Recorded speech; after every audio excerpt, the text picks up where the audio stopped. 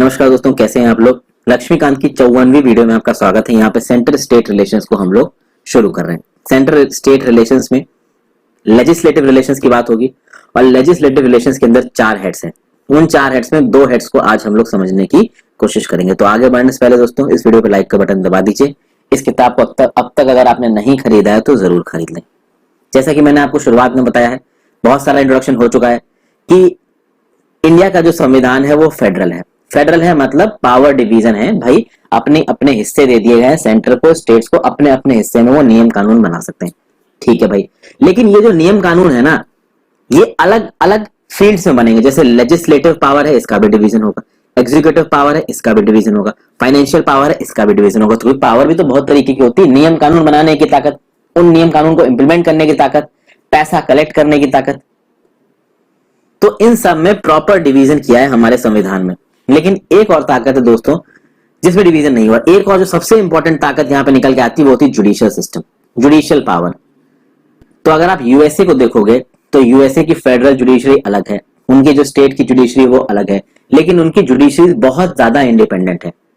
India में integrated judiciary है। सबसे ऊपर सुप्रीम कोर्ट, उसके नीचे हाई कोर्ट, उसके नीचे सबऑर्डिनेट कोर्ट्स। यानी स्टेट की अलग जुडिशरी और सेंटर की अलग जुडिशरी वाला हिसाब इंडिया में नहीं है। तो अगर कोई केस ट्रायल कोर्ट से शुरू होता है, ट्रायल कोर्ट के बाद उसके वर्डिक्ट के अगेंस्ट हाई कोर्ट में आदमी जा सकता है, हाई कोर्ट के बाद सुप्रीम कोर्ट। ओके, तो एक इंटीग्रेटेड जुडिशरी है इंडिया में, जो कि एक अच्छी बात है।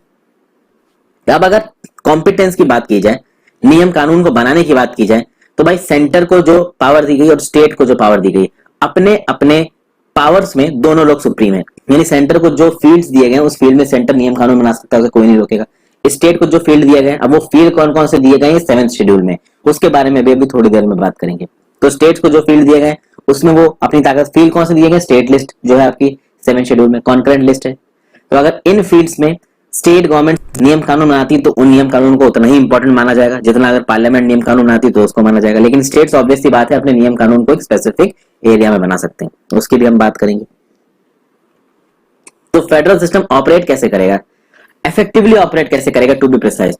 तो देखिए, सेंटर को जो भी नियम कानून बनाने की ताकत दी गई, सेंटर वहां नियम कानून बनाए। स्टेट को जो भी नियम कानून बनाने की ताकत दी गई, स्टेट वहां नियम कानून बनाए। और दोनों के बीच में कोई इंटरफेरेंस नहीं होना हो, दोनों के बीच में कोई हिकअप्स ना हो, कोई झगड़ा ना हो, कोई इश्यूज ना हो।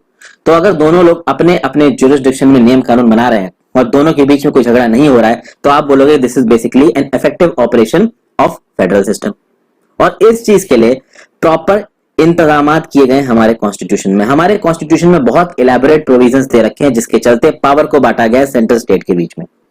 और जब सेंट्रल स्टेट के बीच में पावर को बांटने की बात है तो रिलेशंस की बात आएगी, और रिलेशंस को 3 हेड में बांटा जाएगा, legislative relations, administrative relations, financial relations.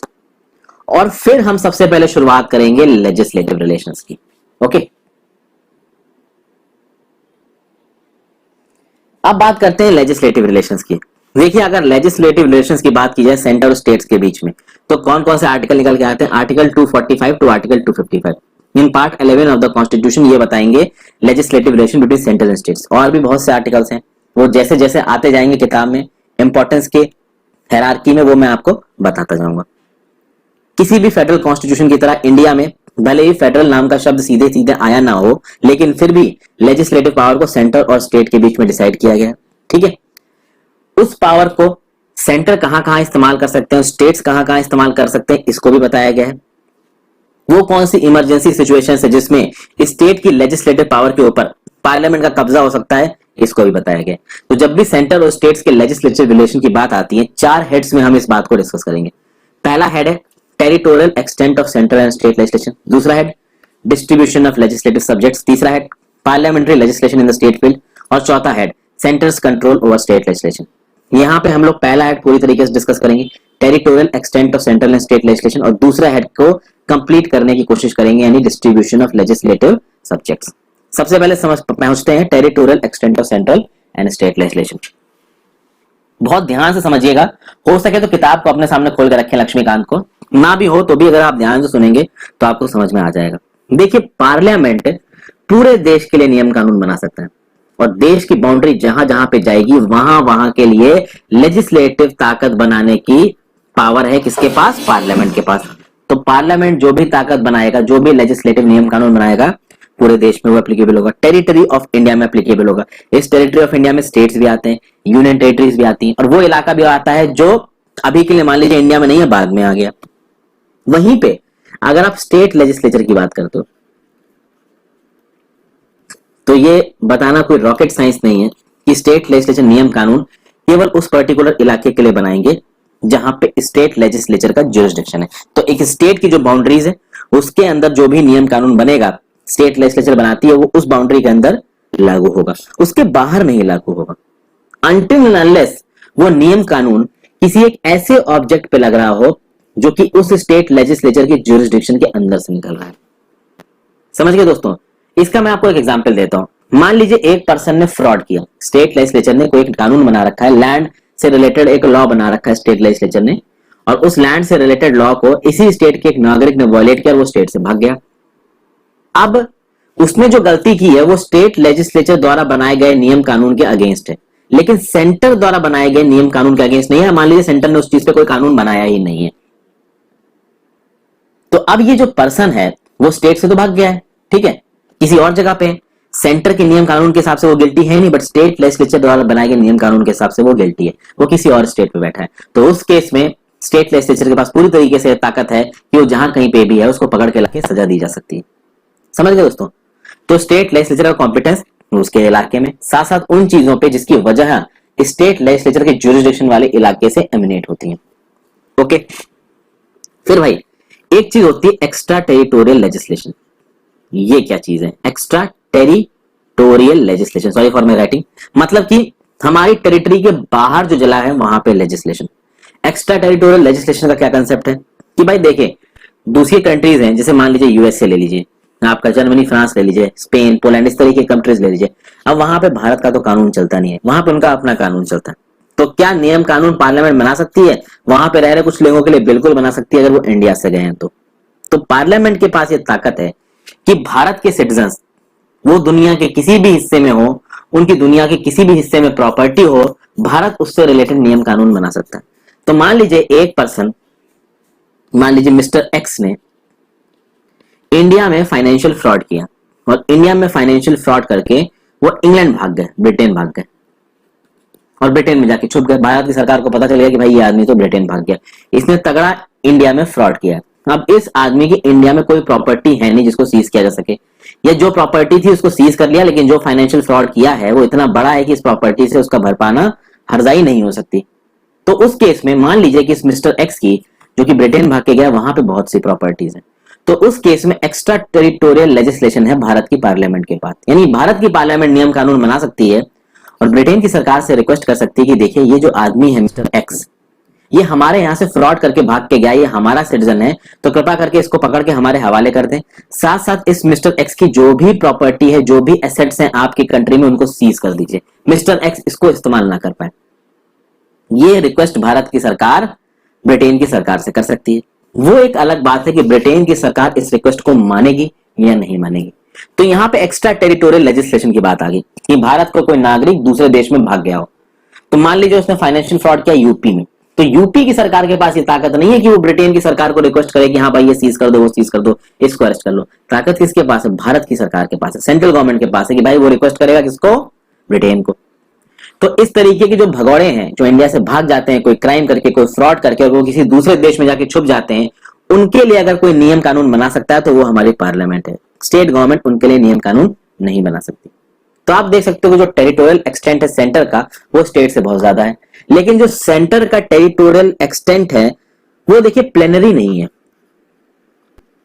Plenary jurisdiction का मतलब क्या होता है? सब कुछ उसके ज्यूरिसडिक्शन के अंदर में आ गया। लेकिन जब बात आती है सेंटर की, तो बहुत सारे कॉन्स्टिट्यूशनल रिस्ट्रिक्शंस को लगाया गया है। ठीक है, ये कौन से कॉन्स्टिट्यूशनल रिस्ट्रिक्शंस है मैं अभी बताता हूं आपको। जैसे कि दोस्तों यहां पे जो पार्लियामेंट की जो प्लेनरी टेरिटोरियल ज्यूरिसडिक्शन है उसके ऊपर क्या क्या रिस्ट्रिक्शंस है इसकी बात मैं कर रहा हूं आपसे। यहां पे कुछ 5 यूनियन टेरिटरीज का नाम दिया गया, अंडमान एंड निकोबार, लक्षद्वीप, दादरा नगर हवेली और दमन एंड दीव को अलग यूनियन टेरिटरी दिखा रखा है। हालांकि अब इन दोनों यूनियन टेरिटरी को मर्ज कर दिया गया, और लद्दाख यूनियन टेरिटरी। तो कुल मिलाकर हम लोग कह लेते हैं 4 यूनियन टेरिटरीज। इन 4 यूनियन टेरिटरीज की गुड गवर्नमेंट के लिए, पीस और प्रोग्रेस के लिए प्रेसिडेंट रेगुलेशंस बना सकता है। और प्रेसिडेंट रेगुलेशन बना सकता है मतलब जो आपका कैबिनेट है, जो काउंसिल ऑफ मिनिस्टर्स है सेंट्रल में, वो रेगुलेशन बना सकता है। तो अगर आप यूनियन टेरिटरीज की बात करो, और यहाँ पे 4 समझ में आ रही है, union territory of Dadra and Nagar Haveli and Daman and Diu, ये एक हो गई है, लद्दाख एक, अंडमान एंड निकोबार एक, लक्षद्वीप एक। आप देखिए दोस्तों, अंडमान एंड निकोबार आइलैंड्स, लक्षद्वीप और लद्दाख, ये 3 जो यूनियन टेरिटरीज हैं वो हमारे लिए स्ट्रेटेजिकली बहुत ज्यादा इंपॉर्टेंट है। इसलिए ये बहुत जरूरी है कि इन यूनियन टेरिटरीज के ऊपर जो भारत सरकार का कंट्रोल है ना, वो बहुत तगड़ा रहे। इनफैक्ट दादरा एंड नागर हवेली और दमन एंड दीव ये भी एक सेंसिटिव इलाके में है, बट आप देखो लद्दाख कितने सेंसिटिव इलाके में, अंडमान एंड निकोबार आइलैंड्स कितने सेंसिटिव इलाके में, लक्षद्वीप कितने सेंसिटिव इलाके में, इनके ऊपर इंडिया का कंट्रोल होना बहुत ज्यादा जरूरी है। इसीलिए आप देखोगे पार्लियामेंट का ज्यूरिसडिक्शन इनके ऊपर रिस्ट्रिक्ट कर सकता है कौन? प्रेसिडेंट। और प्रेसिडेंट रिस्ट्रिक्ट करने का मतलब कौन है? कैबिनेट रिस्ट्रिक्ट कर सकता है, काउंसिल ऑफ मिनिस्टर्स रिस्ट्रिक्ट कर सकता है। यानी इन यूनियन टेरिटरीज के ऊपर अल्टीमेट कंट्रोल किसका है? अल्टीमेट कंट्रोल हमारी council of ministers led by prime minister का है। तो ये जो हमारी काउंसिल ऑफ मिनिस्टर है लेड बाय प्राइम मिनिस्टर, ये एक रेगुलेशन बना सकते हैं, और वो रेगुलेशन इन यूनियन टेरिटरीज में पूरी तरीके से लागू होगा। उस रेगुलेशन को निगेट नहीं कर सकती पार्लियामेंट, और अगर पार्लियामेंट ने पहले ही कोई नियम कानून बना रखा है इन यूनियन टेरिटरी से रिलेटेड, तो एक रेगुलेशन पास करके उस पार्लियामेंट के एक्ट को नलीफाई भी कर सकती है हमारी सेंट्रल गवर्नमेंट। कुल मिलाकर लद्दाख, अंडमान एंड निकोबार, लक्षद्वीप और union territory of Dadra Nagar Haveli and Daman and Diu, ये जो 4 यूनियन टेरिटरीज है, इनके ऊपर बिल्कुल स्ट्रॉन्ग आयरन हैंड वाला कंट्रोल है हमारी केंद्र की सरकार का, और पार्लियामेंट भी उस कंट्रोल को रोक नहीं सकती। पहला पॉइंट तो ये होगा। तो ये पहली रिस्ट्रिक्शन होगी पार्लियामेंट के ऊपर। तो आप समझिए ये रिस्ट्रिक्शन पार्लियामेंट के ऊपर है। ताकत किसके पास है? सेंट्रल गवर्नमेंट के पास। दूसरा आ जाते हैं भाई गवर्नर। गवर्नर ये बोल सकता है कि पार्लियामेंट का भाई देखिए कोई एक एक्ट शेड्यूल्ड इलाकों में नहीं लगेगा, और शेड्यूल्ड इलाके में अगर लगेगा भी तो कुछ एक्सेप्शंस और कुछ मॉडिफिकेशंस के साथ लगेगा। अब सबसे पहली बात तो आपको यह समझ में आना चाहिए शेड्यूल्ड एरियाज क्या है। 5वां schedule of the Indian constitution, 5th schedule of the Indian constitution में जाके देखिए ट्राइबल एरियाज मिलते हैं, और 5th schedule of the Indian constitution में पूरे देश भर में ट्राइबल एरियाज कहां पे हैं, ये शेड्यूल्ड एरियाज कहां पे हैं, ये अगर आपको जानना है तो मिनिस्ट्री ऑफ ट्राइबल अफेयर्स की वेबसाइट पे चले जाइए, आपको पूरी इंफॉर्मेशन मिल जाएगी। तो 5वें शेड्यूल में ट्राइबल डेवलपमेंट के लिए शेड्यूल्ड एरिया की बात की गई। अगर शेड्यूल्ड एरिया में कोई नियम कानून अप्लाई करना है तो पार्लियामेंट जरूर लेजिस्लेट कर सकता है, लेकिन जब उस नियम कानून का एप्लीकेशन होगा तो उस एप्लीकेशन को गवर्नर रोक सकता है, या फिर गवर्नर ये बोल सकता है कि भाई पार्लियामेंट ने जो भी नियम कानून बनाया है वो इस शेड्यूल्ड इलाके में लगेगा कुछ एक्सेप्शंस के साथ। यानी कि मान लीजिए उस नियम कानून में जो कि पार्लियामेंट ने बनाया था उसमें 5 क्लॉजेस थे, तो गवर्नर बोल सकता है भाई ये 3 क्लॉजेस लगेंगे, 2 नहीं लगेंगे। तो यहां पे गवर्नर के पास ताकत बैठती है कि भाई शेड्यूल्ड एरिया में पार्लियामेंट के द्वारा बनाया गया नियम कानून किस हद तक लगता है। अब गवर्नर देखा जाए दोस्तों तो किसके कंट्रोल में काम करता है? गवर्नर का तो कॉन्स्टिट्यूशनल पोजीशन है ना, गवर्नर को तो वो करना है जो भाई स्टेट की कैबिनेट उनसे कर रही है कहने को। कैबिनेट और काउंसिल ऑफ मिनिस्टर्स को मैं एक ही बोलता हूं दोस्तों, इसका रीजन मैं बता चुका हूं। कैबिनेट में कुछ मेन इंपॉर्टेंट मंत्री आ जाते हैं, काउंसिल ऑफ मिनिस्टर्स में सारे मंत्री आ जाते हैं, ठीक है। तो स्टेट की जो काउंसिल ऑफ मिनिस्टर है वो जब गवर्नर को जो बात बोलेगी, जो भी नियम कानून पास करने को बोलेगी, वो गवर्नर करेगा। अगर गवर्नर को लगता है कि जो स्टेट की काउंसिल ऑफ मिनिस्टर्स कुछ गलत बोल रही है तो उस केस में मैटर गवर्नर रेफर कर देगा प्रेसिडेंट को। तो कुल मिला के इमीडिएटली जो गवर्नर है वो स्टेट की काउंसिल ऑफ मिनिस्टर्स के अंदर काम कर रहा है। अब किसी एक ऐसी स्टेट में जहां पे शेड्यूल्ड एरियाज है, ट्राइबल एरियाज है, अब कई बार ऐसा होता है कि पूरे देश के लिए पार्लियामेंट नियम कानून बनाता है। अब जब पूरे देश के लिए पार्लियामेंट नियम कानून बनाएगा तो वो नियम कानून तो शेड्यूल्ड एरिया पे भी एप्लीकेबल होगा ना। तो जब वो शेड्यूल्ड एरिया पे एप्लीकेबल होने को आएगा, अगर वो राज्य की सरकार को ऐसा लगता है कि हाँ भाई इस नियम कानून के शेड्यूल्ड एरिया पे एप्लीकेबल होने से कुछ नुकसान हो सकता है, कुछ डिस्टर्बेंस हो सकता है, तो वो राज्य की सरकार गवर्नर को बोल सकती है कि भाई देखिए ये जो शेड्यूल्ड एरिया है इसमें ये पार्लियामेंट द्वारा बनाए गए सारे के सारे प्रोविजंस नहीं लग सकते, इसको रोक दीजिए। अब गवर्नर पे ये बात पे डिपेंड करेगा कि गवर्नर को काउंसिल ऑफ मिनिस्टर्स या कैबिनेट की बात माननी है कि नहीं माननी है। अगर गवर्नर नहीं मानता है तो ऑब्वियसली बात है गवर्नर प्रेसिडेंट को इस मैटर को रेफर कर देगा और फिर प्रेसिडेंट डिसीजन लेगा। तो समझ गए ना, मतलब पार्लियामेंट का जो बनाया हुआ एक्ट है वो शेड्यूल्ड एरिया में लगेगा या नहीं लगेगा, ये किस पे डिपेंड करता है? गवर्नर पे डिपेंड करता है। अगर गवर्नर स्टेट के काउंसिल ऑफ मिनिस्टर्स की बात मान लेता है, वेल एंड गुड। अगर स्टेट गवर्नमेंट और सेंट्रल गवर्नमेंट के बीच में कुछ टसल है तो ऑब्वियसली बात है governor state council of minister की बात नहीं मानेगा, मैटर को रेफर कर देगा प्रेसिडेंट के पास, और प्रेसिडेंट वही करेगा जो सेंटर की काउंसिल ऑफ मिनिस्टर कहेगी। तो कुल मिला के यहाँ पे चलेगी किसकी, सेंट्रल गवर्नमेंट की, ठीक है। लेकिन फिर भी गवर्नर के पास ताकत है शेड्यूल्ड एरिया में किसी भी एक्ट ऑफ पार्लियामेंट को अप्लाई होने के रोकने से। आगे चलते हैं, ये तो हो गई 6th शेड्यूल की बात। अब हम बात करते हैं 7th शेड्यूल की।